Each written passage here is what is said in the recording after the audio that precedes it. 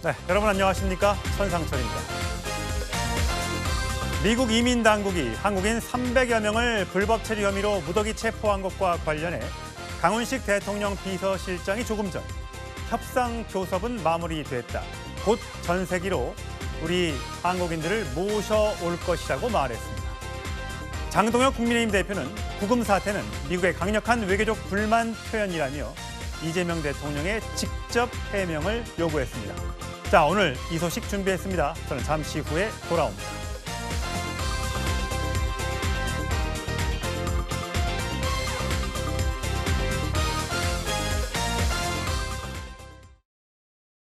네, 오늘 준비한 1위 주제부터 먼저 확인하시죠.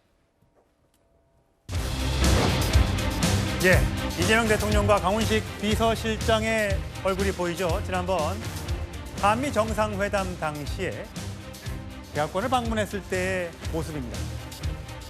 미국 조지아주에서 발생한 우리 한국 근로자 대규모 체포 사태에 대통령실이 조금 전 석방 교섭이 마무리됐다고 공식 발표했습니다.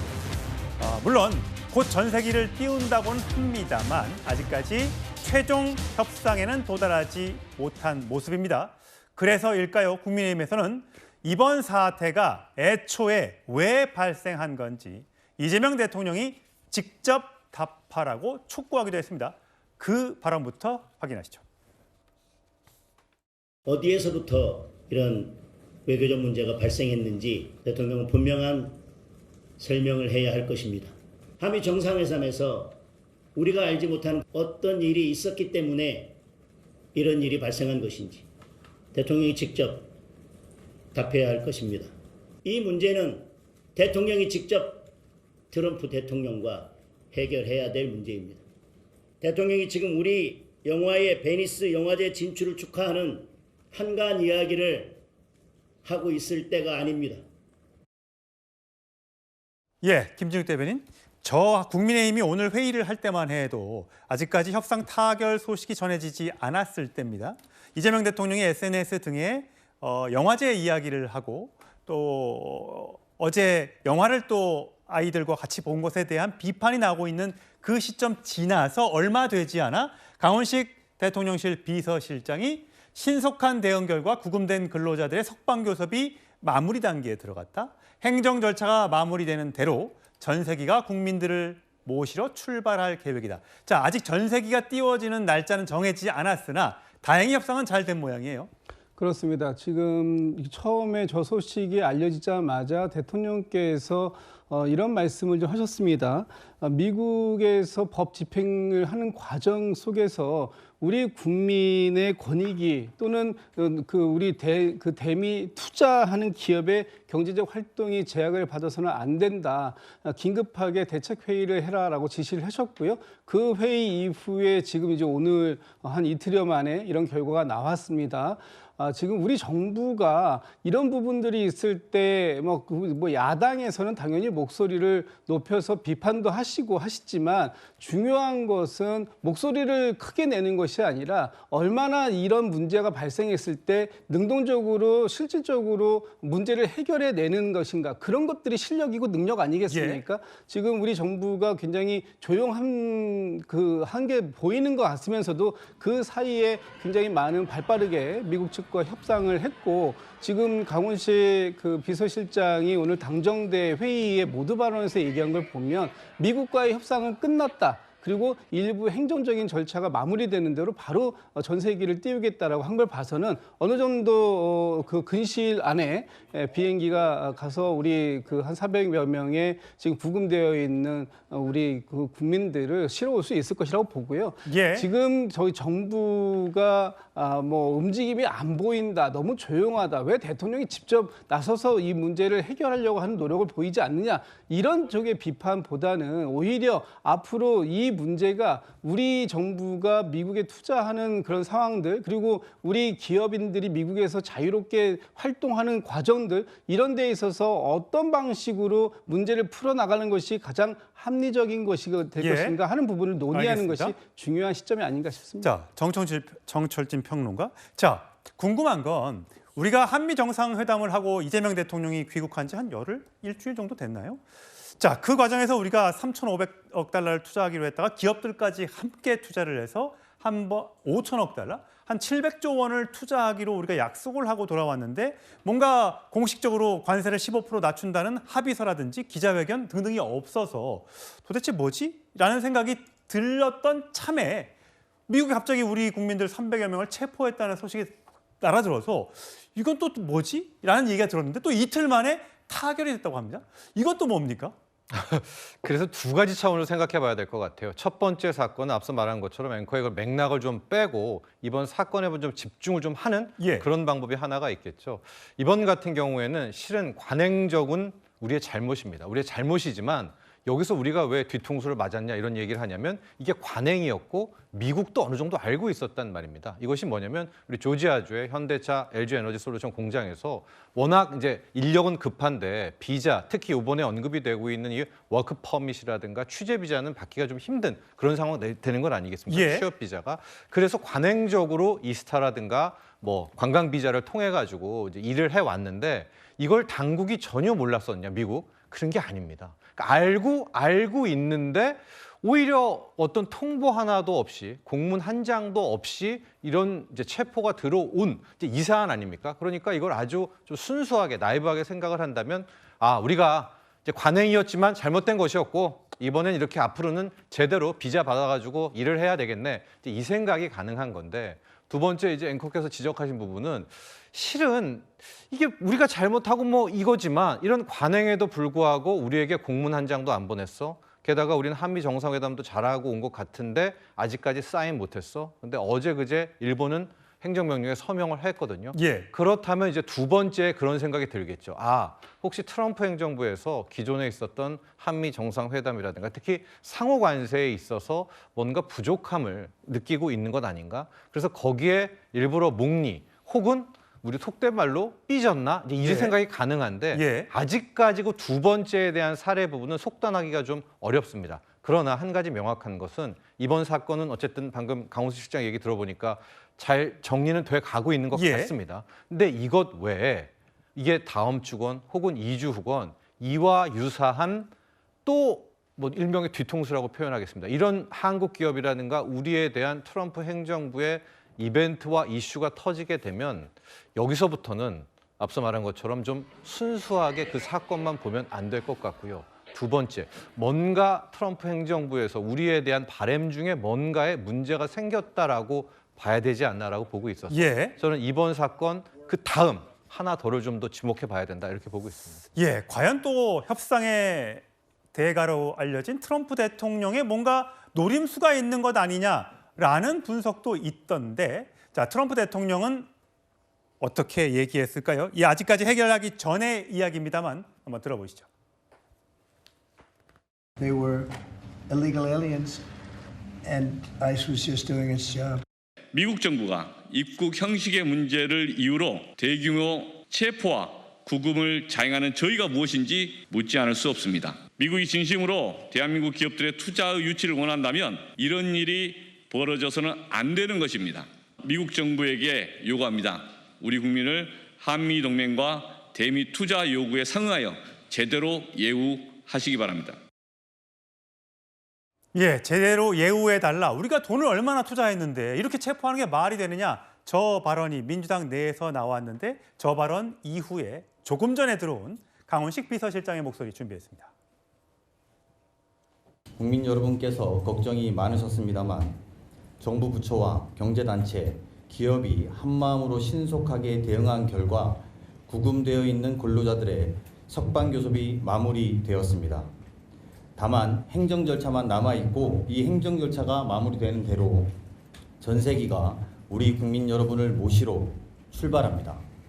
국민 여러분들이 안전하게 돌아올 때까지 대한민국 정부는 긴장의 끈을 놓지 않고 책임 있게 대응하겠습니다. 예.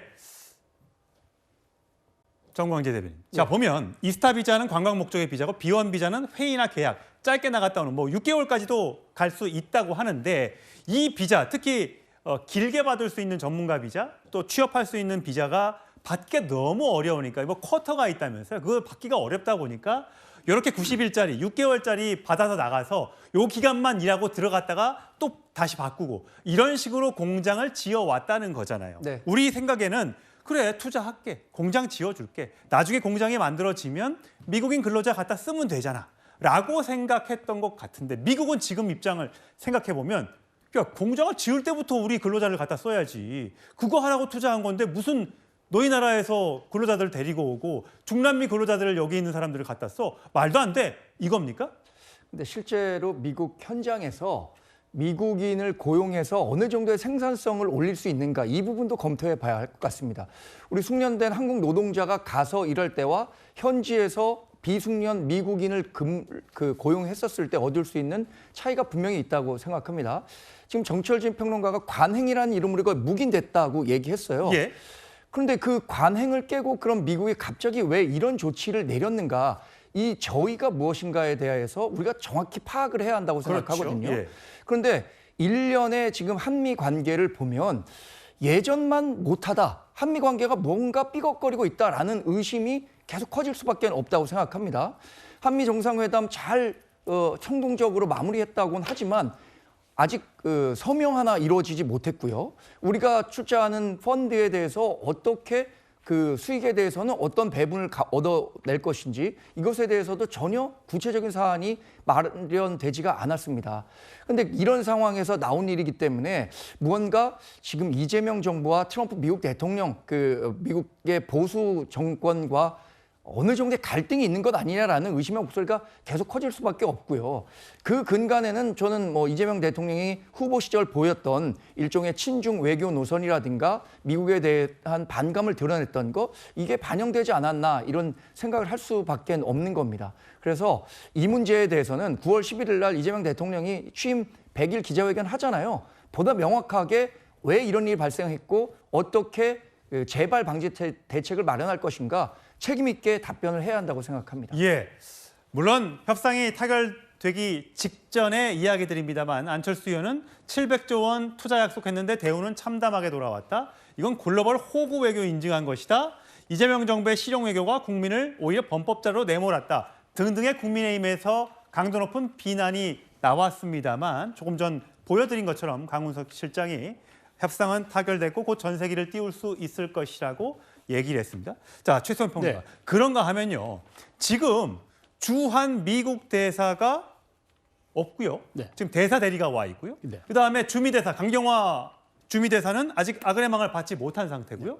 주 애틀랜타 총영사는 이미 임기가 끝나서 돌아왔습니다. 그렇죠. 부총영사 한 명 있다고 해요. 네. 자, 그러면 현장에서 가서 우리 영사 외교를 해줘야 되는데 변호사도 써줘야 되는데 이걸 누가 해야 됩니까? 그러니까 더더군다나 지금 조지아주는 애틀랜타 총영사가 가장 가까운 위치에 있는데 여기에 지금 총영사도 없고 주미대사 공석이죠. 근데 어제 외교부 장관이 이 사안이 일어났을 때 첫 일성을 뭐라 했냐면 내가 필요하다면 미국으로 건너가서 그래. 협상이라도 하겠다. 예. 아니 필요하다면이라는 조건절이 붙어요? 필요하다니 우리 국민 이 지금 400명 가까운 국민이 갑자기 피납되다시피 억류가 됐는데 이게 필요한 일인가? 당연하게 가야 되는 거 아닌가요?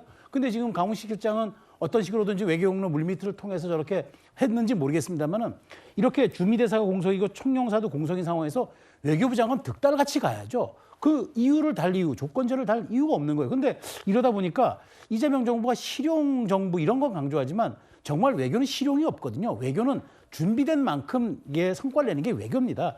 그렇기 때문에 이재명 정부에 대한 자꾸 이제 능력이 시험대에 오르는데 외교와 안보에 대한 부분은 이거는 정권을 넘나드는 것이 아닙니다. 그런 측면에서 지금 너무 아니한 인식을 하는 것 같아서 이 점은 반드시 좀 짚고 넘어가야 할 것 같습니다. 예, 물밑에서 어떤 협상 과정이 있었는지 지켜봐야겠죠. 지금 가장 궁금한 건 300명 넘는 우리 국민들이 미국에서 어떤 대우를 받고 있는지일 겁니다.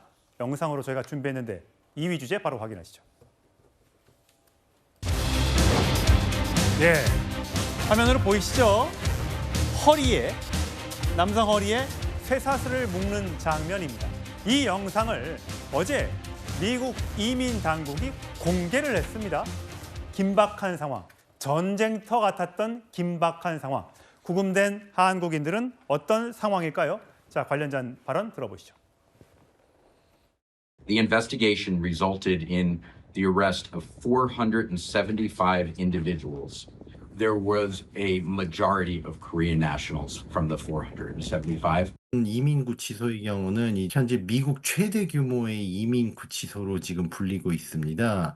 하지만 이런 최대 규모의 구치소인 경우에도 400명, 500명에 가까운 인원이 한꺼번에 입감이 되실 경우에는 이제 거주 환경이 굉장히 열악해질 가능성이 짐작이 되고 있습니다.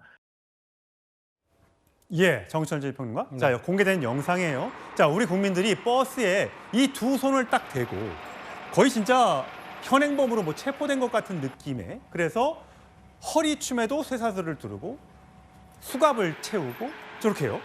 이거는 무슨 중대범죄 영화에서 본 것처럼 강력범죄를 저지른 사람들한테 항하는 건데 저 얼마나 무서울까요?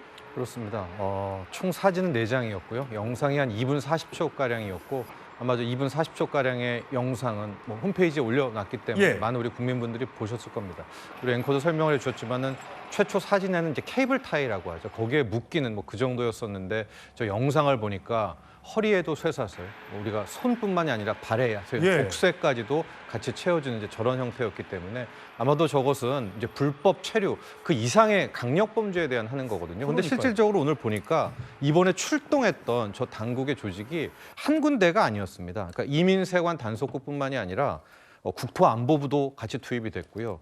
마약 단속반도 들어갔고 조지아주 경찰까지도 함께 들어간 그런 행태였었다라고 볼 수 있어서 아마도 저 영상 보시고 더 충격적이었었고 더 국민들의 분노가 이제 커졌었던 이제 그런 상황이 됐다라고 볼 수 예. 있겠습니다. 사실 면회가 토요일, 일요일밖에 안 되기 때문에 지금 이제 면회가 진행 중일 겁니다. 근데 일부 가족들은 가족의 구금된 사실도 모르는 분들이 계시다고 해요. 제가 취재를 해서 전화해 보면 그래요? 라고 하시는 분이 계실 정도로 굉장히 많은 우리 국민들이 지금 어떻게 보면 구치소에 갇혀 있는 거죠.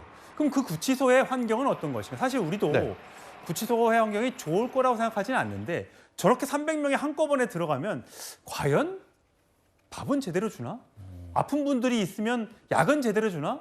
여성분들도 있을 텐데 혹시 그중에 뭐 임신부라든지 이런 분들 계시면 처우는 어떻게 되나? 이런 궁금한 점이 있는데 저게 지금 교도소의 사진이에요? 그렇습니다. 저곳이 이제 조지아주의 폭스턴 우리는 구치소라고 지금 언론들과 예. 이렇게 반응을 하고 있지만 뭐 센터라는 또 명칭을 쓰고 있습니다. 그러니까 뭐 구치소와 어떤 시설소 사이의 어떤 그런 곳이라고 알려져 있는데 일단 조지아주에서는 불법 이민 또 불법 체류자 문제가 많이 나와서 저 규모는 굉장히 큰데요. 문제가 저곳이 시설이 나쁘기로 악명이 높습니다. 곰팡이, 뭐 벌레뿐만이 아니라 뭐 2021년 코로나 직후에 저기를 사전에 검사를 했을 때 보면은 뭐 환기구 또 아예 변기가 내려가지 않아가지고 굉장히 좀 사회적인 문제가 됐던 그런 시설이기도 하고요. 당장 올해 연초에 인도인 불법 체류자 한 명이 또 사망을 하게 되면서 그때 저 폭스턴 센터, 폭스턴 구치소가 또 언론에 오르내렸던 그런 시설이었기 때문에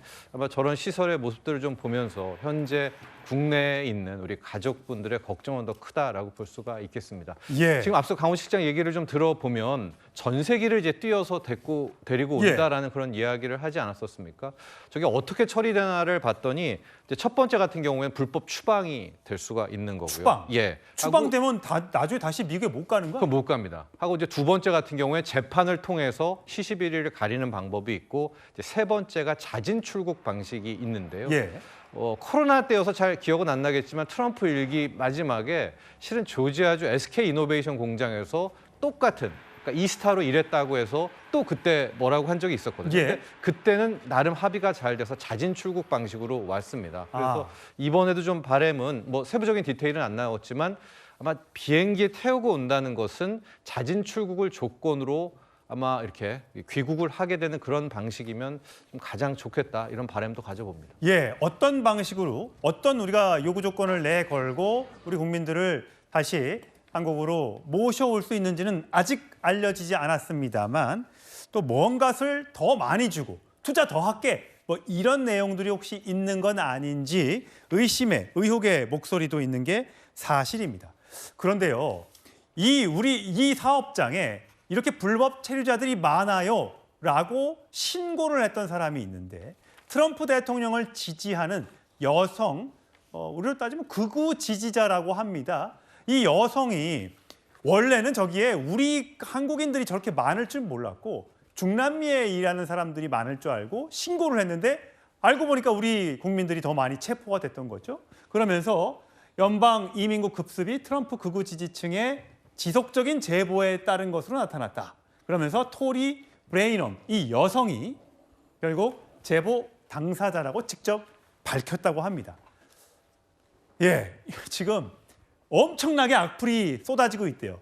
지금 김진욱 대변인, 저 여성이 신고하니까 애틀란타에 한국인들 다 짐 싸가지고 고향 돌아간다고 하지. 주변에 있는 사람들 체포될까 봐 다 애틀란타 떠난다고 하지.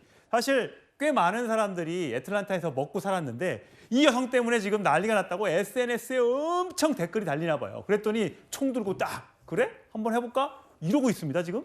지금 그 토리 브레이넘이 신고했다고 하는 사람, 이분이 이제 하원 의원에 출마해서 또 공화당 소속으로 출마했었던 이력도 있습니다. 그리고 또 앞으로 그 공화당의 하원 의원으로 출마를 지금 예정하고 있는 그런 상황이기 때문에 본인은 이런 그 불법 이민자들 단속하는 것, 이 부분에 대해서 지금 트럼프 대통령하고 보조를 맞추는 그런 관계를 강조함으로써 아마도 그 본인들이 지지층이라고 하는 보수적인, 특히 극우적인 부분들에 있어서 표를 노리고 했을 수는 있는데 지금 그 신고를 하고 난 이후로 우리 그 조지아주가 지금 망하게 생겼다. 다 지금 이 사람들 기업들 철수하라는 거냐? 당신이 한 행동이 굉장히 어리석은 행동이었다. 이런 식의 또 문자 폭탄도 지금 쏟아지고 있다고 그렇군요. 합니다. 예.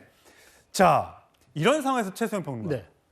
그렇다면 이민 단속이 조금 주춤할까라고 하는데 트럼프 대통령 목표를 딱 세웠나 봐요. 1년에 100만 명 추방시키겠다. 그러니까 이민 단속국이 그 목표 채우려면 하루에 한 3,000명씩 추방시켜야 돼. 지금 SNS에 추방의 냄새를 맡는 게 좋아? 이런 얘기를 또 트럼프 대통령이 올렸어요. 그러니까 저는 사실 의심이 가는 게 토리 브레넘이라는 저 여성 예비 정치인이 약간 희생양이 되는 듯한 느낌이 사실은 저게 어느 한 사람이 뭐 신고했다고 그래서 이민 세관 단속과 마약국 국토안보부가 출동하는 아까 특별수사관 얘기를 들어보면요 사상 최대의 오늘 작전이었다고 해요. 자 그러면은 그게 그럼 저 한 사람이 신고로 우발적으로 이루어졌을까요? 저는 의심이 가는 거예요. 그러니까 이거는 어찌 보면 트럼프 정부가 일종의 레버리지 협상의 조건으로 이 이민자 추방을 정치적으로 사용하고 있는데 마치 저렇게 한 사람의 여기다 촉발시킨 일종의 트리거 같은 사람에게 모든 죄를 덮어 씌우는 지는 전략 같은 생각이 냄새가 나고 제가 보기에 이건 트럼프 대통령의 전략이고 그다음에 앞으로 계속 추진해야 될 의지가 보여지는 것 같아서 저는 이 부분을 좀 전에 정철진 평론가에서 매우 유의미한 지적을 해주셨다고 생각하는 게 뭐냐 다음이 저는 굉장히 주목이 된다. 그러니까 이게 일회성의 사안으로 끝난다 그러면은 이거는 트럼프 대통령과 우리가 정부 잘 협상해서 그렇다면 앞으로 이런 문제들이 발생하지 않을 수 있다고 보지만 만약 그렇지 않고 또 다른 뒤통수라는 표현을 지키는 우리가 뭐 예상하지 못한 또 다시 한번 이민 문제에 맞닥뜨린다면 이거는 우리 정부가 이렇게 너무 1차원적으로 대응하는 건 안 되겠다. 트럼프 정부가 이번에 어떤 형태로든 이걸 가지고 전 세계 관세 협상이든 아니면 미국의 영향력이든 길을 들이려는 전략의 일환으로 봐야지 일회성의 전략 차원으로 접근하면 곤란하겠다는 생각이 듭니다. 국익 우선입니다. 실용해고 좋습니다. 우리 국민의 안전을 최우선으로 생각하고 그 대신에 우리가 이번 협상에서 뭔가를 얻었고 뭔가를 잃었는지 잘 분석해서 또다시 뒤통수를 맞는 일은 없었으면 합니다. 자, 이어서 조금 전 발표됐던 부동산 대책 한번 짚어보도록 하겠습니다. 다음 주제입니다.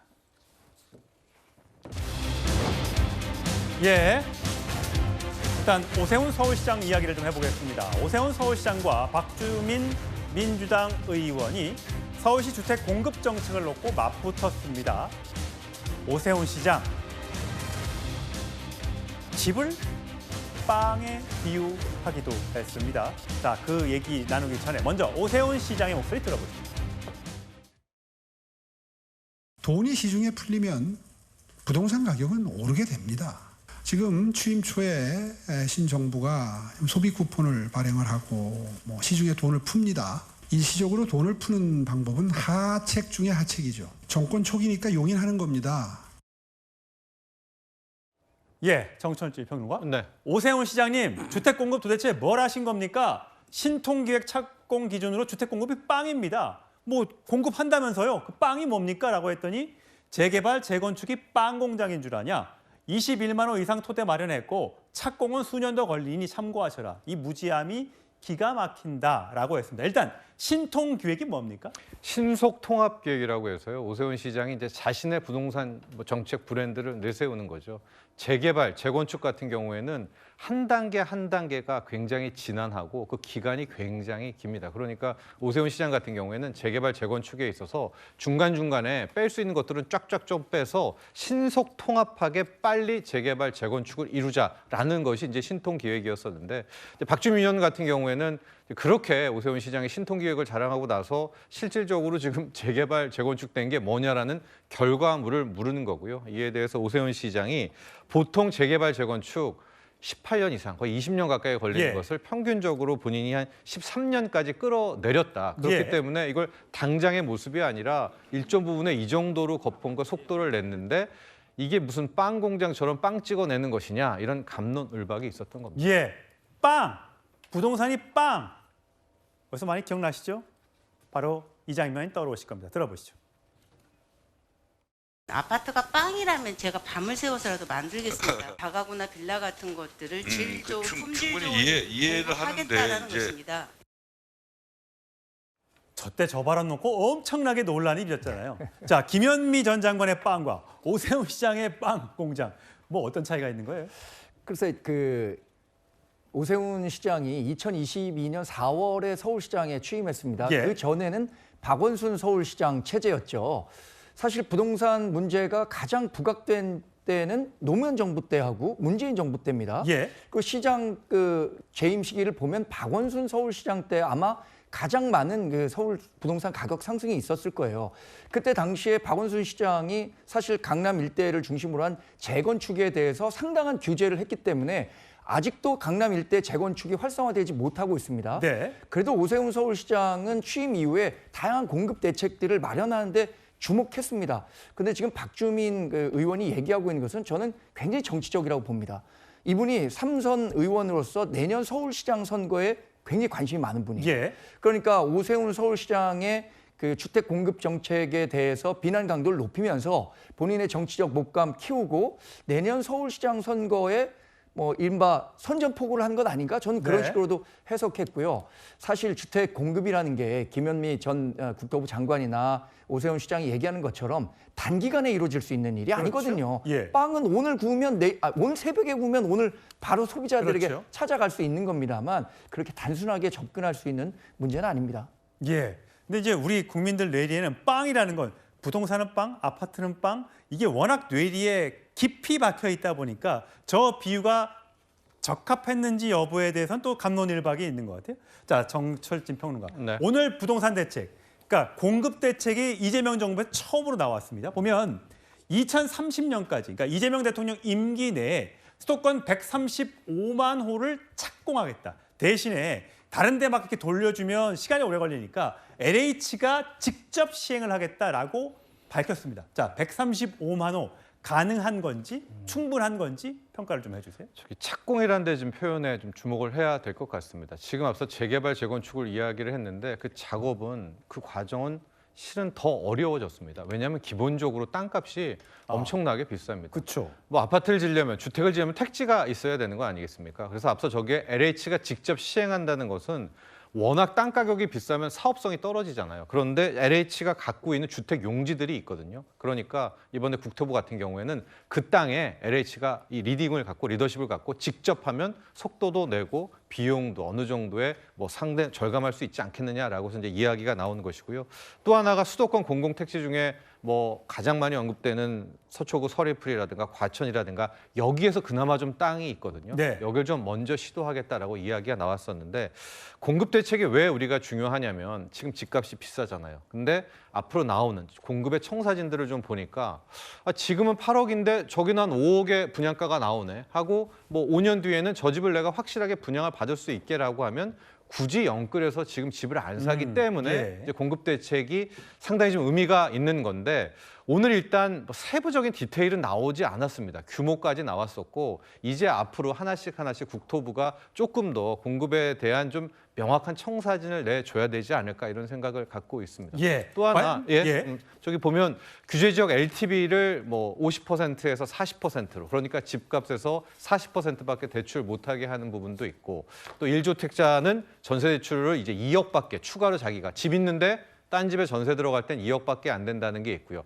가장 먼저 나왔던 게 맨 왼쪽에 있는 거죠. 이제 뭐 묻지도 따지지도 않고 뭐 연봉이 얼마나 되건 이제 주택담보대출은 6억으로 끊는 건데, 잘 보시면은요, 저게 신규 수요자에 대한 제약이거든요.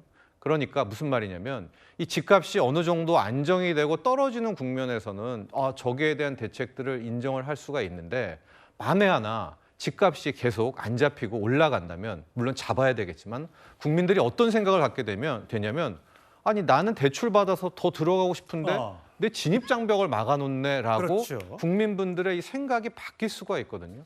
저는 그래서 이번에 공급 대책과 뭐 추가 대책이 나왔지만, 당초에 현재 정부가 이제 세금으로 집값 잡지 않겠다는 이야기는 했지만 저는 보유세 카드를 지금 꺼내 들어야 된다라고 보고 있습니다. 왜냐하면 보유세를 카드를 꺼내 든다고 해서 집값을 떨어뜨리지 말지는 모르겠지만 예. 지금 국민들이 생각하고 있는 부분은 일종의 형평성 같은 거거든요.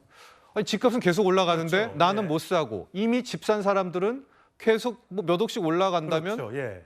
그분들에 대한 뭐 페널티라고 말하면 좀 그렇지만 안 그래도 세금이 없다라고 해서 뭐 주식 쪽에서는 50억, 10억 이런 대주주 양도세 기준이 나오지 않습니까? 그래서 오늘은 나오지 않았지만 저는 이 세금 규제에 대한 부분도 그렇군요. 함께 나와야 국민들의 민심이라는 측면도 분명히 반영을 해야 된다, 이런 생각을 갖습니다. 예.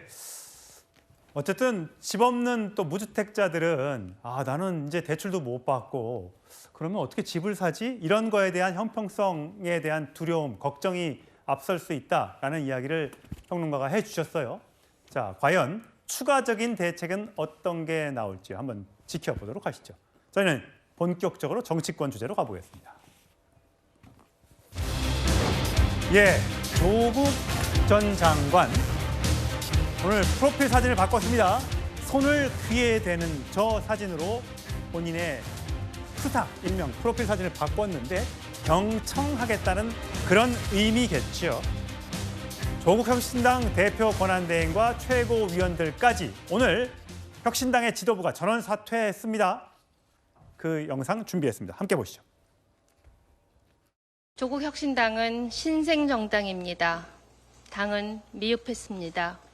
모두 제 불찰입니다. 관용 없는 처벌과 온전한 피해 회복을 위해 이제 저와 최고위원 전원은 물러납니다. 저는 오늘 사무총장직에서 스스로 물러납니다. 조국 원장을 제대로 보좌하지 못했습니다. 조국 원장의 겨눈 화살을 저에게 돌려주십시오. 부탁드리겠습니다. 오늘 일단 밝히게 된 계기가 어떻게 되실까요? 입장문을 대신하겠습니다. 그럼 조국혁신당의 조국 대표에게 쏠린 관심을 좀 돌리기 위해서 사퇴를 한다는 식으로 받아들일 것 같은데 어떻게 생각하세요?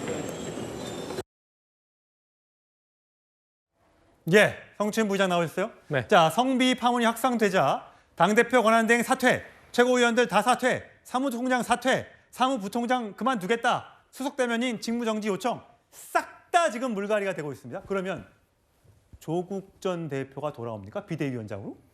글쎄요. 원래 만약에 이렇게 전원 사퇴를 하지 않았다면은 조국혁신당은 조국 전 대표의 지도부 체제로 아마 넘어가는 수순을 밟았을 텐데. 어차피 전당대회 할 거잖아요. 그렇죠. 근데 지금은 좀 애매한 상황이 되지 않았나. 근데 뭐 의외의 경우도 생각할 수 있습니다. 오히려 조국 전 대표가 본인이 총대를 메고 정면 돌파하겠다. 그래서 조국혁신당의 지금 문제를 바로 잡겠다라는 의지를 보여줄 수도 있는 부분이죠. 왜냐하면 지금 이번 사태에서도 지금 다 드러났지만 조국 전 대표가 뭐 비당원이든 당직을 맡고 있지 않든 결국 조국혁신당은 조국 전 대표가 만든 당이고 조국 전 대표를 간판으로 하는 정당입니다. 그렇기 때문에 지금 뭐 인적 쇄신, 그러니까 지금 지도부가 일괄 사퇴한다고 해서 이번에 드러난 문제가 해결되는 게 아니잖아요. 그러니까 조국 혁신당은 이런 문제에 왜 시스템적으로, 왜 구조적으로 대처하지 못했는가. 그거를 대처하고 그거를 바로잡아야 재발 방지를 할 수 있는 것 아니겠습니까? 그렇기 때문에 저는 지금 사실 우리가 모두가 다 대부분이 아마 전당대회를 통해서 조국 전 대표가 복귀하겠지라고 생각했던 게 이번 사태로 인해서 조금 수순이 바뀔 수는 있다고 하더라도 저는 뭐 전면 복귀를 하든 아니면 이것 때문에 조금 뒤에서 다시 다른 역할을 하든 결국 조국 혁신당의 이런 구조와 시스템을 바꾸는 것, 그리고 저는 조국 전 대표 한마디만 말씀을 드리면 너무 서두르시면 안 됩니다. 그러니까 지금 사실 복귀하신 이후에 사면복권의 이후에도 민주당에서도 일부 목소리가 계속 나왔던 건 너무 서두르는 것 같다. 사면복권 해준 사람의 마음도 분명 헤아리기 위해선 이렇게 광폭 행보를 가는 게 적절한가라는 비판을 계속 했었기 때문에 이 문제를 수습하는 과정에 있어서도 너무 조급해하지 마시고 근본적인 문제를 해결하기 위한 노력들을 천천히 하시길 바란다는 말씀 드리고 싶습니다. 예, 조국 현재는 혁신정책연구원장의 조 원장이죠. 한 언론과의 인터뷰에서 성비위 사건이 발생했을 때 저는 옥중에 있었다. 당무에 대해 이래라 저래라 할 수 없었던 처지였다. 일단 참 죄송하고 저라도 조금 빨리 만나서 소통했으려면 어땠을까라고 이야기를 했습니다. 여기에 대해서 아니 뭐 이름 자체가 조국혁신당인데 본인이 당직이 아니었더라도 감옥에 있었다 하더라도 여러 가지 보고는 받지 않았겠느냐라는 것 때문에 비판 여론이 많았었죠. 자, 그런데요, 최성평 평론가. 네. 참 조국 원장은 SNS에 글을 많이 올리는 네. 걸로 유명하고 오늘 또 바꾼 거예요. 네. 자, 저거 어떻게 해석하면 됩니까? 그러니까 저 된장찌개에서 저 사진 귀되는 사진 바꾼다고 본질이 달라집니까? 저는 또 위기 돌파, 그러니까 위기를 한번 피해 보겠다는 또 하나의 저는 그 일종의 그 이미지 꼼수로 생각이 됩니다. 자, 생각해 보십시오. 이 사안이 발생한 게 12월 달입니다. 조국 원장이 이제 감옥에 들어가야 되는 대법원 유죄 판결이 나온 날 이루어졌다고 해요. 그때가 언제입니까? 그러니까 계엄이 이루어져가지고 전국이 초비상 상태였습니다. 예. 그런 상태에서 탄핵의 쇠빙선이라고 얘기했던 조국혁신당 당직자들이 노래방에 모여서 술을 마십니까? 그 태도부터 지적을 했어야 돼요. 예. 근데 거기 그때 뭐 물론 이제 그건 나중에 지나서 밝혀졌지만 그래서 본인이 나왔는데 자, 본인이 이 사건이 불거졌을 때 기자들이 질문했습니다. 어디를 갔습니까? 그때 자신의 사면을 요구해달라고 요구해줬던 조계종 총무원장의 감사 인상을 드리러 선물을 갖고 왔어요. 그 자신의 사면을 건의해준 그 사안에 대해서 고마워하는 게 급합니까? 아니면은 이 사태에 대해서 전 대표로서 어떻게 바라보느냐, 해결 방안은 뭐라고 묻는 기자들의 질문이 급합니까? 근데 지금 뭐라 합니까? 참 죄송하고 저라도 조금 더 빨리 만나서 소통했으면 어땠을까? 이중적이죠. 저는 한마디로 조 원장은 아주 그 정의와 선택이라는 게 다 이중적이고 자기의 선택에 따라서 이루어지는 것들이기 때문에 저는 저렇게 지금 다시 한번 SNS 글을 바꾸고 그림을 바꾼다고 해서 과연 이게 조 원장에 대해서 피해갈 수 있을 문제인가? 저는 사실 그렇지 못할 거라는 생각이 듭니다. 예. 뭐 더 빨리 만났으면 좋겠다. 뭐 전화와 문자 메시지를 보냈다. 하지만 답이 없었다. 결국은 내가 뭐 빨리 처리할 것 같으면 좋았겠다라고 했지만 실제로는 그렇지 못했던 거죠. 지금 와서 어떤 생각일지는 모르겠습니다만요. 아까 조금 전에 된장찌개 얘기해 주셨는데 저 그래픽 5번을 보여주시면요. 출소 당일날이었죠. 7월 18일이었습니다. 가족 식사 사진을 올리면서 된장찌개 사진을 올려서 이게 가족들과 오붓한 저녁 식사인 줄 알았더니 결국 비싼 고깃집에서 고기 먹고 나중에 올렸던 된장죽.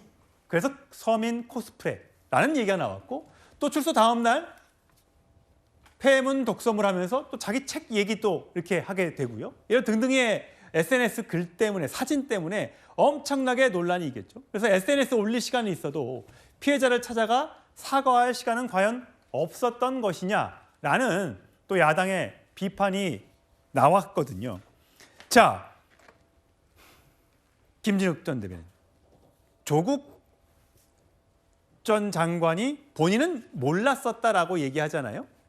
근데 과거에 보면 몰랐다면 무능한 것이고 알았다면 무책임한 거다. 뭐 이런 등등의 SNS 글을 많이 남겼잖아요. 그래서 조국의 적은 조국이다. 조국 뭐 이런 얘기까지 있었을 정도잖아요.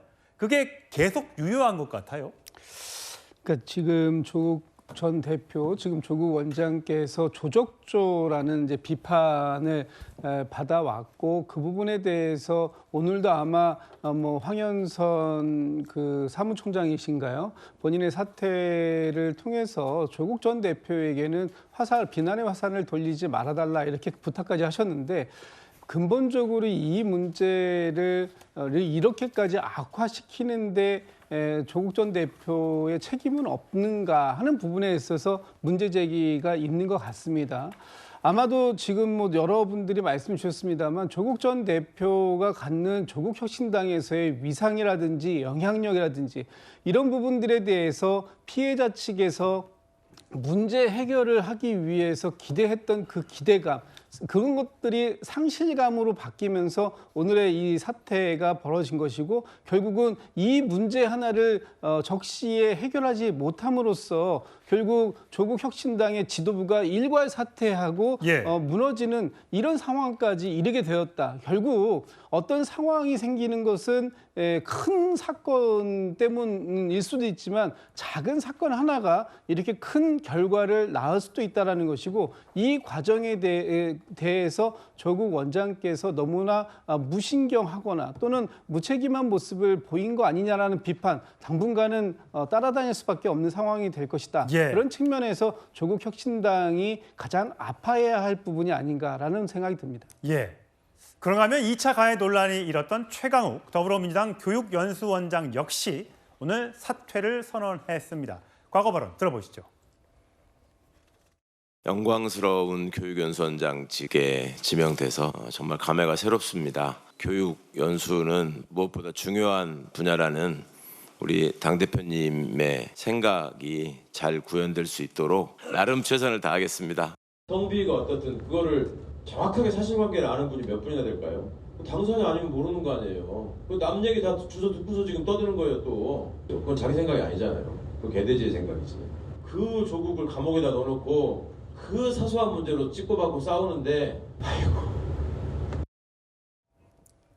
정광재 대변인. 저 2차 가해 논란. 사실 과거에도 여러 발언들이 문제가 돼서 당원권 정지를 6개월 받기도 하고 자격정지 뭐 이런 등등의 제재를 받았던 최강욱 이제 전 원장이 됐습니다만 다시 공직에 임명한 게 정청래 민주당 대표잖아요. 잘된 인사라고 평가하기도 했고. 자, 결국은 저렇게 사퇴까지 하게 됐네요. 8월 22일 날 지명이 됐으니까 불과 보름밖에는 이 민주교육연수원장 자리를 유지하지 못한 거죠. 저는 진보 좌파 진영이 이런 성비위 사건이 일어날 때마다 보였던 가장 큰 문제는 선택적 정의와 위선이라고 생각합니다. 지금 최강욱 전 원장도 마찬가지입니다. 선택적 정의와 위선을 그대로 보여준 거죠. 무슨 얘기를 했냐면요. 본인이 좋아하는 사람 얘기를 들으면 그 사람 얘기를 듣고 그게 진실인 것처럼 그거 믿고 싶어진다. 이렇게 얘기를 하면서 반대 진영에서 있는 사람 잘 알지도 못하면서 얘기한다고 했는데 지금 최 전 원장이 바로 그 얘기를 한 거예요. 조국 혁신당에서 강미정 전 대변인이 어떤 성피해를 당했었는지에 대해서 명확하게 자신의 입장, 그 상황을 인지하지도 못한 상황에서 그저 조국 전 대표 또는 반대 진영에 있는 사람들을 그 응원하기 위해서 이런 메시지를 냈다가 설화를 입은 거잖아요. 결국에는 이런 문화가 저는 굉장히 사회적으로 논란이 커질 수밖에 없다고 생각합니다. 그것의 근본 원인은 이른바 진보 좌파 진영이 갖고 있는 성 관련 사안에 대한 위선, 가식, 이게 종합판이라고 봐야겠죠. 성인지 감수성 얘기가 계속해서 나오는데 대처가 굉장히 중요했습니다만 그 제대로 된 대처를 하지 못하면서 결국 조국 혁신당의 지도부가 다 물러나는 일까지 발생을 하고 말았습니다. 다음 주로 가겠습니다. 이준석 대표와 안철수 의원이 오늘 마라톤 현장에서 만났습니다. 두 사람 이렇게 손을 잡고 있는데 다시 두 사람이 합칠 수 있을까요? 또 한 사람 거론되는 사람이 홍준표 전 대구시장이죠. 유튜브 TV 홍카콜라에 다시 출연을 재개했습니다. 함께 만나보시죠. 정치 30년을 했죠. 30년을 하면서 참 많은 혜택을 대한민국에 받았습니다. 내가 받은 이 혜택을 어떻게 돌려주는 게 좋겠느냐. 구독자 수가 75만이 넘어섰고 유튜브를 그대로 소멸시키기에는 아니지 않느냐. 그런 의견들이 많아서 다시 시작하게 되었습니다. 성치훈 부의장, 유튜브 수 75만 명 아깝죠? 다시 살려야죠. 자, 그렇다면 이 홍카콜라 출연을 계기로 어제 올린 걸 보니까 외교안보 이슈에 대해서 이야기해서 제가 그 발언은 따로 짚어보진 않겠습니다만 정치 재개할 것 같습니까? 일단 예 아니오로. 홍준표 전 시장은 정치를 은퇴한 적이 없습니다. 예, 그러니까 예. 계속해서 영향력을 행사해 왔고 예. SNS 뭐 정계 은퇴 그 발언도 뭐 특정 정당에서의 정치를 은퇴한다라는 측근의 그 전언을 전했던 만큼 저는 홍준표 전 시장은 단 한 번도 정치권을 떠난 적이 없다라고 자, 보고요. 그럼 정치를 한다면 여러 사람과 할까요? 아니면 혼자 할까요? 일단은 혼자 하게 되겠죠. 일단 그래요? 당적이 지금 없는 상황이고 그렇다고 해서 지금 보수 진영 전체에서 뭐 개혁신당이라든지 이쪽으로 가겠다는 그것도 불명확한 상황이기 때문에 아마도 말씀하신 것처럼 75만이라는 구독자는 꽤 큰 스피커로서 역할을 할 수 있다는 거잖아요. 그리고 홍준표 전 시장은 그래도 보수 진영에서 몇 안 되는 그래도 팬덤을 좀 갖고 있는 정치인이기 때문에 저는 지속적으로 뭔가 이 방송, 그러니까 유튜브를 재개한다는 것이지 정치는 계속 쉰 적이 없이 쭉 이어가고 계시다라고 보면 될 것 같고요. 그렇군요. 그러니까 그 정치인은 사실 그 잊혀지는 게 가장 두려운 네. 직업이기 때문에 홍준표 전 시장의 입장에서는 지금 일단 당을 나와버렸고 어디 특정 정당에 다시 들어갈 상황은 안 되고 그럼 본인의 영향력을 행사하기 위해서는 저렇게 뭔가 유튜브를 통해서 계속해서 사안에 대해서 입장을 내는 것이 가장 유일한 방법이라고 생각을 해서 아마 유튜브 재개를 하신 걸로 보여지고요. 예. 그렇다고 해서 뭐 저희 지정에 있는 뭐 김어준 씨나 전한길 씨나 이분들은 역할이 다르죠. 그분들은 뭐 아예 언론인을 꿈꾸는 분들도 있고 언론인을 표방하는 분들도 있습니다만 홍준표 전 시장은 그냥 정치인입니다. 알겠습니다. 정치인으로서 그 역할을 계속해 나가겠다는 그 의지를 그냥 한 번 더 확인했다 정도로 평가하면 될 것 같습니다. 지금 조금 전에 장면은 하와이로 출국하신 당시에 이준석 대표와 만나는 영상을 보셨는데 오늘 이준석 대표는요. 여의도에서 열린 마라톤 행사에 저렇게 안철수 의원과 함께 했습니다.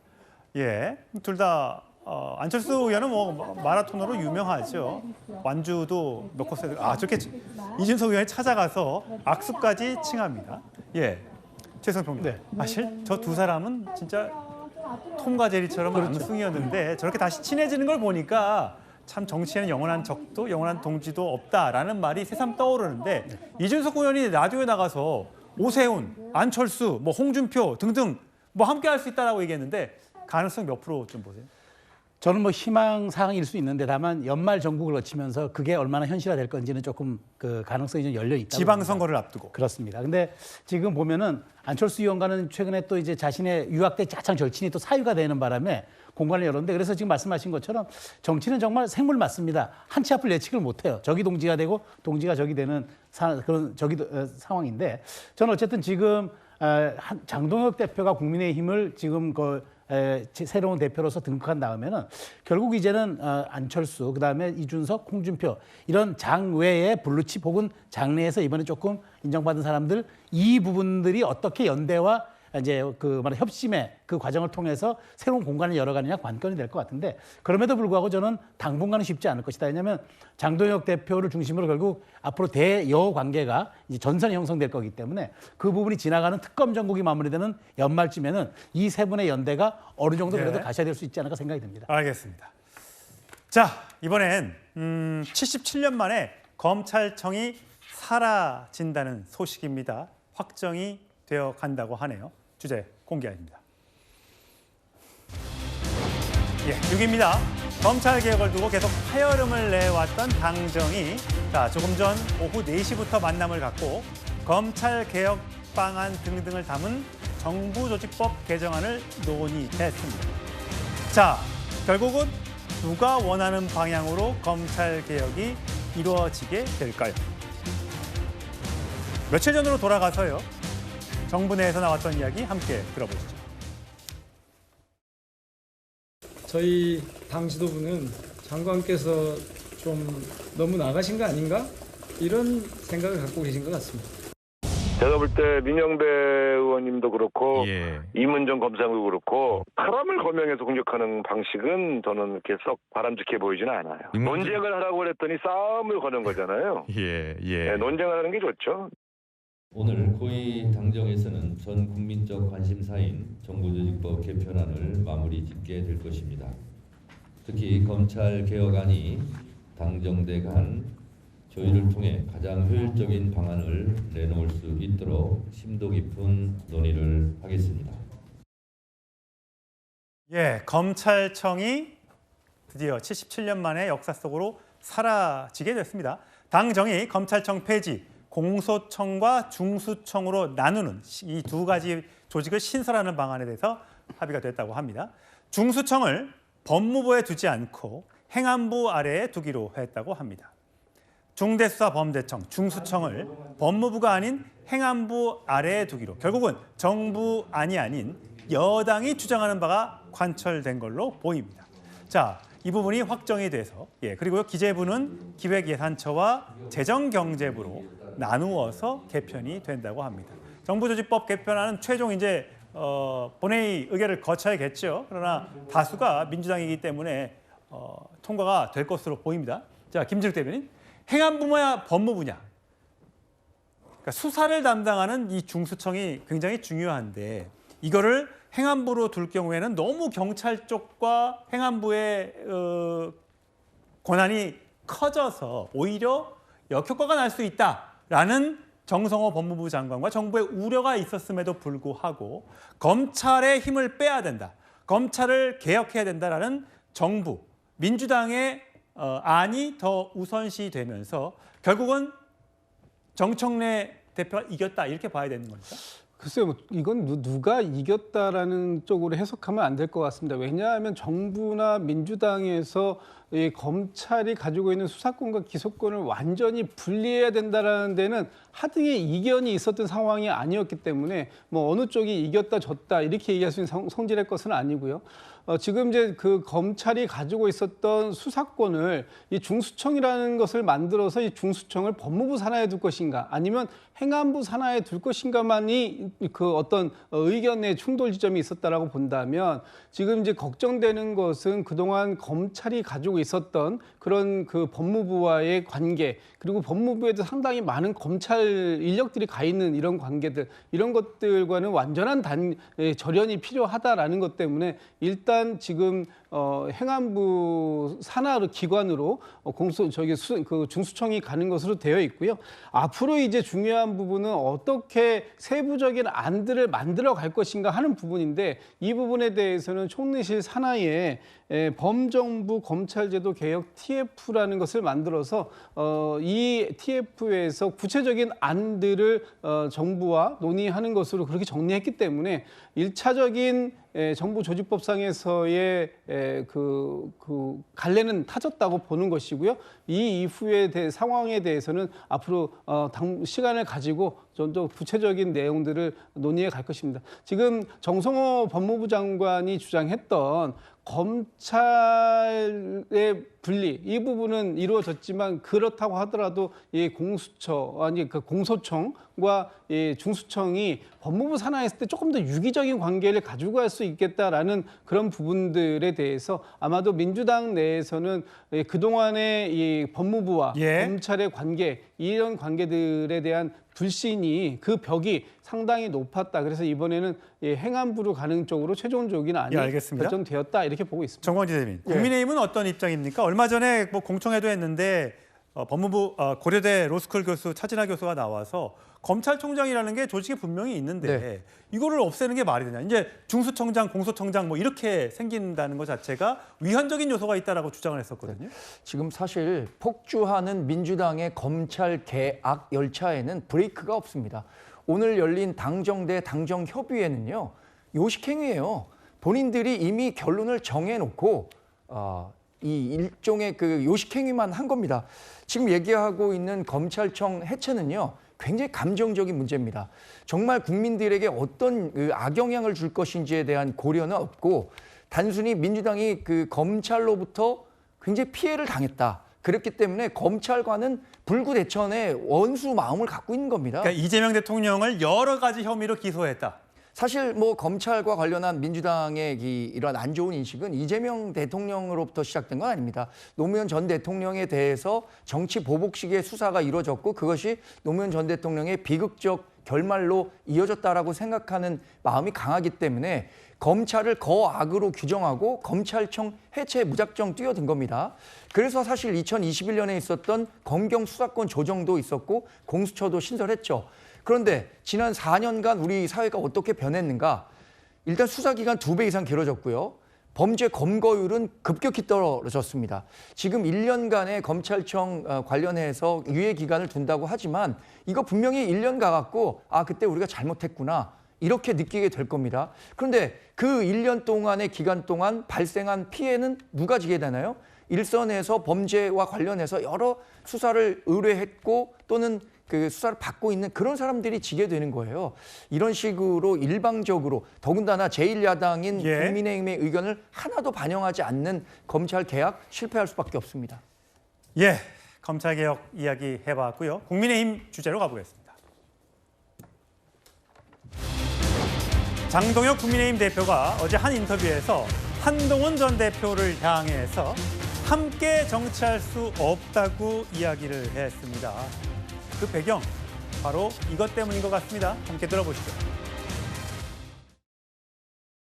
한동훈 전 대표가 최악을 막기 위해서 김문수 후보를 지지해달라라고 이야기를 하셨고 한동훈 대표가 표현하는 최악은 저다. 김문수 후보는 나는 뭐 한동훈 전 대표를 공천하겠다. 그리고 용광로가 돼서 뭐 조경태 의원도 끌어안고 난 안철수 의원도 끌어안고 뭐 한동훈 전 대표도 끌어안고 다 끌어안고 가겠다. 그렇게 말씀하고 계시는 게 저는 여기서 가장 차별화되는 지점이라고 생각하고 당을 단일 대우로 만들어서 제대로 뭉쳐있는 당으로 만들고 가라는 게 저는 당심이라고 생각합니다. 예, 최순현 평론가. 한동훈 전당대회 과정에서 나를 최악이라고 했다. 어떻게 이런 사람과 통합하고 어떻게 이런 사람과 함께 정치를 하겠는가. 그러면서 이 당원 게시판 논란, 이른바 단계 사태에 대해선 원칙과 기준에 따라 처리할 것이다 라고 이야기했습니다. 용광로 당을 만들겠다. 107명을 다 함께 가겠다라는 이야기도 했었는데 최근에 보니까 강경보수 유튜브에서 장동혁 대표를 비판하는 목소리, 또 당사 앞에 장동 뽑아줬더니 이상한 소리 하네 하고 막 시위하는 분들도 계시더라고요. 또 달라진 겁니까? 약간 기류가 변한 듯해 보이지만 저는 본질은 달라지지 않을 거라고 봐요. 저는 장동혁 대표가 최근 어느 인터뷰에서 자신을 보수의 시감자라고 얘기를 하면서 자신은 원내 구심점을 통해서 세력을 만든 다음에 다시 외연을 확장하겠다. 자강이 우선이다 얘기를 했습니다. 지금 제가 보기에는 장동혁 대표가 약간 스탠스가 좀 흐트러지지 않았냐라는 비판 속에서 일단 자기 원칙, 한동훈 전 대표라든가 그다음에 이제 당원 게시판을 끄집어내면서 내가 일단 원칙대로 처리할 거는 처리해놓고 그 다음에 내가 다시 한번 우리의 그 자강을 통한 중원을 진출하겠다는 생각은 확실하게 굳은 것 같아요. 근데 한동훈 대표 전 대표에 대해서 어떻게 처리할까요? 저는 처리할 방법이 없다고 봐요. 실질적으로 저는 다만 이것을 원칙적으로 처리하는 과정을 통해서 내가 통합의 길로 나갈 때 무차별적인 통합이 아니라 할 건 하고 짚고 넘어갈 건 짚고 넘어가는 그런 통합을 통해서 다시 장동혁 체제를 공고히 하겠다. 그런 생각의 얘기로 보는 게 맞을 것 같습니다. 예. 자, 찬탄파에 경고장을 날린 장동혁 대표의 행보가 주목받는 건 최근 전한길 씨의 발언과 무관하지 않다라는 이야기가 나오고 있습니다. 자, 이 발언 들어보시죠. 9월 23일 이재명이 오죠? 유엔 총회 오는데 지금 못 올 수 있다고 합니다. 왜냐하면 대북 제재 위반으로. 그래서 아마 유엔 총회 연설도 불가능할지 모른다고 했고 유엔 제재 위반했는 이재명이 유엔 총회에 가서 연설하는 게 말이 됩니까? 민주당이 지금 제일 두려워하는 게 누굽니까? 이재명이 제일 두려워하는 게 누굽니까? 전한길 아닙니까? 반박해 보십시오. 여러분, 전한길이 두려우니까 전한길을 거구몰이하고 장동혁과 전한길을 이간시키려고 하는데요. 전한길이가 공정원 행사한다 있다고 그 왜곡은 하지 마. 전한길은 공정원 행사하지 않아. 공천할 때 그것들 어떻게 했냐? 비명 행사라는 말이 생겨요. 비명 행사. 이재명한테 잘못 보인 사람들 전부 다 낙선시켰잖아. 성침 부의장이 보시기에 어떠세요? 지금 보면 장동혁 대표가 이런 얘기도 했어요. 보수 참칭 패널이라고 하는 사람들 방송에서 못 나오게 하겠다라는 발언. 전한길 강사 같은 경우는 나 같은 사람이야 정말로 민주당과 싸울 수 있는 전사인데 나 같은 사람들이 방송에 나가야지 왜 총구를 안으로 돌리는 사람들을 자꾸만 방송에 내보내느냐 뭐 이렇게 얘기합니다. 일단 전한길 씨한테 극우몰이를 한 적은 없고요. 본인이 오른쪽으로 달려가셨지 저희가 뭘 한 적은 없습니다. 그러니까 그리고 지금 장동혁 대표의 저 발언, 패널 인증제, 전 저 단어를 보고 경악을 했는데 저거 반헌법적인 발언입니다. 우리 헌법 8조 2항에는 정당의 운영은 민주적으로 해야 된다고 되어 있습니다. 다른 의견을 가진 거는 이건 해당 행위이기 때문에 입틀막을 하겠다. 윤석열 정부에 이어서 지금 윤석열 탕생시켰던 국민의힘 당대표다운 말이다라는 말씀을 드리고 싶고 저 논리대로라면 정말 다수의 목소리가 아닌 소수의 목소리는 이건 해당 행위다. 그러면은 다수당인 저희가 국민의힘을 향해서 아니 소수 정당의 목소리는 국익을 해치는 행위다. 정당 인증제를 시행하겠다. 이렇게 하면은 지금 난리가 나지 않겠습니까? 예. 똑같은 논리입니다. 지금 장동혁 대표는 저렇게 하실 게 아니라 그 소수의 목소리, 그러니까 그 찬탄파 이 목소리를 수렴하고 정당 운영에 어떻게 반영할지를 생각하고 전환길 씨의 저런 사실상 전 반협박성 발언이라고 보거든요. 저기에 절대 넘어가지 말고 그 선거 과정에서 보였던 이런 좀 극우적 행위 말고 좀 그래도 중도층을 향한 행위를 좀 더 이어가시는 것이 저는 국민의힘을 바로 세우는 길일 거란 말씀 드리고 싶습니다. 예, 알겠습니다. 자, 정치권 주제 여기서 정리하고 사건 사고 주제로 가보겠습니다. 오늘의 8위. 예. 아직도 택시 바가지 요금이 있다고 합니다. 일본인 상대로요. 맞다면 이게 참 나라 망신이 아닐 수가 없는데 김수희 변호사와 함께 이야기해 보도록 하겠습니다. 자, 김수희 변호사. 우리나라 사람을 상대로 한 것도 아니고 일본인 관광객을 상대로 바가지 요금을 씌웠다. 어디부터 어디까지는 가는 노선에 얼마의 바가지를 씌운 겁니까? 네, 사실 좀 통탄할 국제적 망신적인 일이 발생을 했는데요. 최근에 외국인 관광객들이 우리나라를 매우 많이 찾고 있습니다. 예. 그런데 명동에서 홍대까지 얼마 정도 요금이라고 생각하세요? 한 뭐 15,000원 뭐 정도면 갈 수 있을 것 같은데? 네, 많이 줘도 15,000원이면 네. 갈 수 있습니다. 그런데 택시기사가 이 일본인 관광객에게 45,000원을 요금으로 제시했습니다. 예, 미터기도 사용하지 않고요. 미터기 미터기 켜지도 않고 갔군요. 예, 그리고 본인의 자격증도 가려놨습니다. 그런데 이분이 일본인 관광객이 아니라 일본인 기자였습니다. 속였군요. 네. 단행 취재를 했군요. 네, 사실 이 TBS라는 일본의 방송에 대대적으로 방송이 되었는데요. 45,000원을 또 현금으로 주면 4만 원으로 깎아주겠다. 5,000원 또 깎아준다? 네, 이렇게까지 해서 공분을 사게 했습니다. 사실 이게 어떻게 보면 단순한 바가지 요금이 아니라 우리나라의 관광산업 전체에 피해를 끼치는 일이기 때문에 매우 정말 경계해야 되는 일이 아닌가 싶습니다. 아주 일부 택시 기사겠죠. 대부분의 많은 택시 기사님들은 아주 청렴한 분들입니다. 절대 바가지 요금 안 씌울 텐데 일부 저런 분들 때문에 물을 흐리고 있는 건데 이런 분들이 그래도 조금은 있는 모양입니다. 저희 취재에서도 확인이 됐는데 목소리 들어보시죠. 얼마치? 2만 원, 2만. No meter? 그 모범 택시가 17,800원인데 일반 택시인데 2만 원. 8,000원 정도 사기 당한 겁니다. So if I order a taxi, sometimes the taxi will come and pull up and then see me and then give me the X and then keep going.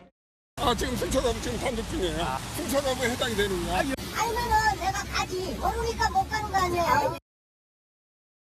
예, 길을 모르니까 못 가시. 요즘에 다 내비게이션으로 다 가는데 길을 모른다고 하시네요. 문제는 저 길이 바로 동대문이었습니다. 어떻게 택시기사가 동대문을 모를 수 있을지는 좀 찾아봐야 될 것 같은데 이렇게 부당하게 승차를 거부하거나 바가지 요금을 씌워서 사실 외국인 관광객들이 우리나라를 좋아서 찾아왔다가 네, 기분이 상할 뿐더러 사실 저렇게 경제적으로도 큰 피해를 입고 가는 사례들이 발견되면서 매우 안타까운 일이 아닐 수 없습니다.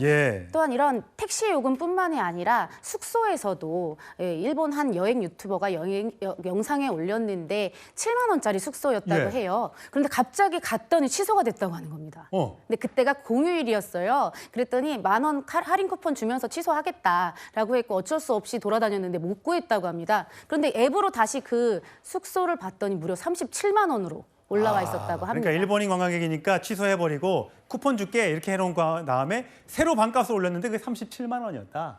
네. 그때가 겨울이어서 또 너무 추워서 우는 영상이 올라왔습니다. 그렇군요. 예. 여러분들 뭐 영업하시는데 이게 조금 몇만 원 더 벌겠다고 했다가 몇십만 원, 몇백만 원 잃는 일이 발생할 수 있습니다. 절대 그런 일 안 하셨으면 좋겠습니다. 저희 다음 주로 가겠습니다. 예, 제가 얼마 전에 택배기사가 고객 현관문에 노상 방뇨를 해서 공문을 샀었는데 이번엔 또 아파트 지하 주차장이라고 합니다. 자, 김수희 변호사. 네. 제가 매주 이런 주제를 전달해 드리는 게 참 죄송스러운데 저 장면이에요. 네, 강서구의 한 아파트에서 벌어진 일이라고 합니다.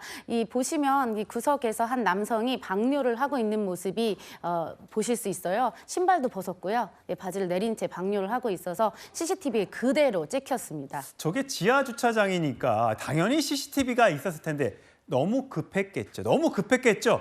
그렇다 하더라도 저렇게 좀 문 바로 뒤에서 하는 거는 좀 너무한 거 아닙니까? 네, 사실 아파트 주민들은 물론이고 사실 그 근처에 있는 차주들도 매우 그렇겠죠. 기분이 상할 일이고 사실은 어떻게 보면 이렇게 피해가 될 수도 있는 일인데 최근에는 CCTV가 있기 때문에 어떻게 피해 갈 수가 없음에도 불구하고 저런 일들이 종종 확인되고 있습니다. 예, 저렇게 어쨌든 공공이 이용하는 시설이잖아요. 네. 저런 데서 노상 방뇨를 하면 어떤 처벌이 있죠? 사실 한 사건에서 이제 그러니까 이제 차량 근처에서 방뇨를 당하신 어떤 피해자분이 경찰에 문의를 했다고 합니다.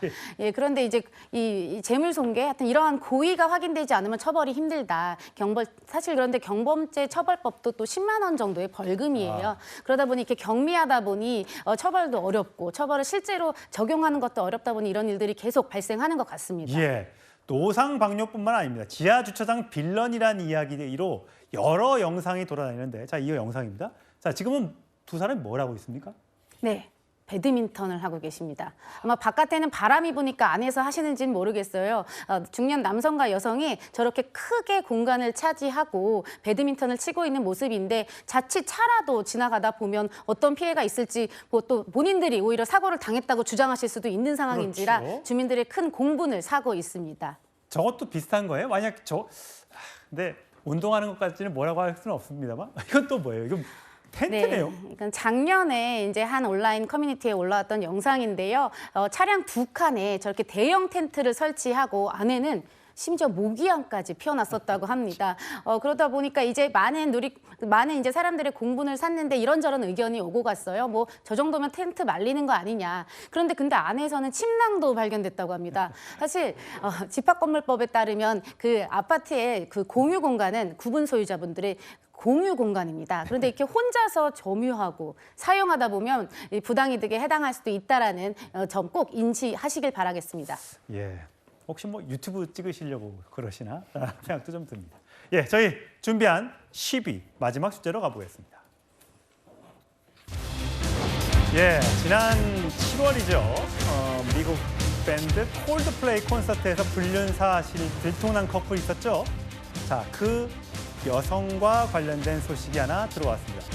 당시 화면부터 확인하시죠. Yeah. Oh, look at these two. All right, come on. You're okay? Oh, what? Either they're having an affair or they're just very shy. 김수희 변호사? 네. 그러니까 저 백허그를 당하고 있는 저 여성이 남성과 이제 불륜 관계였다는 게 보도가 되면서 논란이 됐었는데 이 여성은 기혼자였던 거죠? 네, 당시에는 사실 이 여성이 기혼이었는지 정확하게 밝혀지진 않았었습니다. 한 2022년도에 이혼을 한 것으로는 확인이 됐었고 기혼 상태였는지는 사실 당시에는 알려지지 않았었습니다. 그런데 최근에 이 인사 책임자였거든요. 이제 남편과 이혼을 신청했다는 소식이 전해졌습니다. 여성이 신청한 거예요? 예, 맞습니다. 여성이 신청을 했습니다. 지난 8월에 이제 뉴햄프셔주 포츠머스 법원에 이혼 신청서를 제출한 게 확인이 됐습니다. 그런데 사실 이 인사 책임자의 크리스틴 캐벗이거든요. 남편도 매우 유명했던 사람이더라고요. 아, 그래요? 예, 앤드류 캐벗이라고 그 한 럼 회사의 소유주였습니다. 실제로 자산도 많이 있고요. 무려 이제 이번에 이혼을 하게 되면 남편은 3번째, 크리스틴 캐벗은 2번째 이혼이라고 합니다. 아니 근데 어쨌든 불륜이 들통났으면 남편 쪽에서 이혼을 요청할 것 같은데 여성 쪽에서 이혼을 했다? 귀책 사유가 모르겠습니다. 그 남성에도 어떤 귀책 사유가 있는지는 저희가 그건 모르겠습니다만 이런 경우도 있나 보네요. 네, 사실 이 앤드류 캐벗의 전처가 또 비판을 했다고 해요. 근데 그도 남편감이 제대로 아니다. 이러한 또 얘기를 했다고 합니다. 예. 네. 뭐 두 사람 간에 어떤 일이 있었는지는 알 수 없는데 어쨌든 지금 두 사람 모두 회사에서는 그만둔 상태죠. 네, 회사는 매우 유명해졌습니다. 그 아스트로노머라는 회사, 미국의 유명한 스타트업 기업이었는데 더 유명해졌고요. 근데 앤디 바이런 CEO도 사임을 했고 이 인사 책임자였던 크리스틴 캐벗도 결국 자리에서 내려왔고 본인도 또 이혼의 길을 걷게 됐습니다. 그러면 지금 지나고 나서는 유명해진 그 두 사람, 또 유명해진 그 회사, 윈윈입니까? 설마? 그건 좀 봐야 될 것 같습니다. 네, 적어도 회사는 매우 유명해진 건 확실한 것 같습니다. 예, 알겠습니다. 뭐 생각 외에 저런 장면이 찍혀서 논란이 됐습니다만 결국은 이혼까지 당하는 좋지 않은 결말로 이어진 것 같습니다. 뉴스에 예고하겠습니다. 잠시 후 시작하는 뉴스에서는요. 미국에 구금된 한국인 석방 교섭이 마무리됐고 외교부 장관이 내일 미국으로 향한다는 채널A 취재 내용 자세히 전하겠습니다. 또 성비 파문에 조국 혁신당 지도부가 총사퇴했는데 결국 조국 원장의 조기 등판으로 이어지는 건지 알아보겠습니다. 많은 시청 바랍니다. 저는 다음 주 토요일 5시 40분에 돌아오겠습니다. 고맙습니다.